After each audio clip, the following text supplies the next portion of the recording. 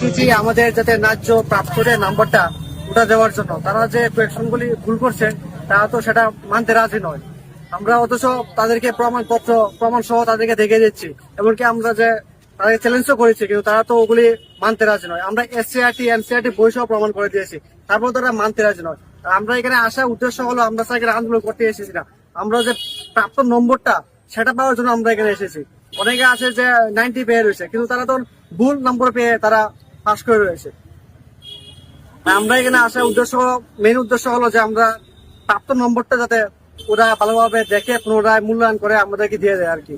এটা সিএম স্যারের কাছেও আমি প্রার্থনা করছি যে উনিও যাতে এই ব্যাপারটা নিয়ে একটু দেখে আর কি, যাতে আমরা যে বারবারই আসতে হয়, কেন আসতে হয়, যাতে তারা এই ব্যাপারটা নিয়ে যে আসে আমরা একটু দেখা উচিত ছিল, যাতে আমরা প্রাপ্ত নম্বরটা যাতে পেয়ে নিই আর কি। তার জন্য আমরা যদি প্রাপ্ত নম্বরটা পেয়ে নিই আমরা এখানে আর আসবো না।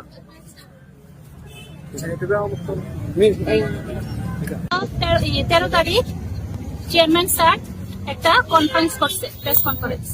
উনি আমাদেরকে বললেন যে আমরা এখন কোর্টে যেতে।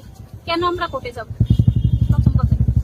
আর ভুল যে হয়েছে, আমরা প্রমাণ অনেক কিছু দিয়েছে ওদেরকে, কিন্তু ওরা আমাদের কথা শুনে না। একটা পোয়েম এসছে টেট 1 এর, পোয়েমের মধ্যে ভুল আছে। আমি প্রথমটাই বলছি যে একটা বাচ্চা যখন স্কুলে ভর্তি হয়, নার্সারিতে ভর্তি হয়, নার্সারি থেকে একদম হাই লেভেল যতটুকু যেতে পারে, আমাদের স্কুলে এক্সাম হয়। এক্সামের মধ্যে প্রশ্ন নিতে, পরীক্ষা নিতে ভুল থাকে। এসে ওরা টিচাররা এসে বলে যে এই জায়গাতে ভুল হয়েছে, তোমরা ঠিক করে নাও, যে এই জায়গাতে ভুল হয়েছে তোমরা কেটে এটা ঠিক করো। কিন্তু বিগত আমাদের টেট 1 পরীক্ষা যেন গেছে, ওরা একবারও পোয়েমটাতে যে ভুল করেছে একবারও ওরা বলেনি কিছু যে এটা ভুল হয়েছে, আবার আমাদেরকে কিছু জানায়নি। এরকম সেম টেট 2 এর একটা প্রশ্ন ক্রিয়াপদ নিয়ে একটা স্যারের সেদিন এটা নিয়ে খুব একটু হেসেই বলছে, স্যার জিজ্ঞেস করছে স্টুডেন্টকে তোমাদের কি এটা ভুল হয়েছে, তোমরা কি বুঝতে ভুল হয়েছে? না স্যার, ঠিক আনসার, সঠিক আনসার দিতে পেরেছ? হ্যাঁ। তারপরও এটাতে স্টার দিয়েছে, কারণ তারা জানে এটা ভুল করেছে, তারা প্রশ্নটার মধ্যে ভুল হয়েছে, তার জন্য ওরা স্টার দিয়েছে। কিন্তু তাহলে আমাদের কেন দেবে না?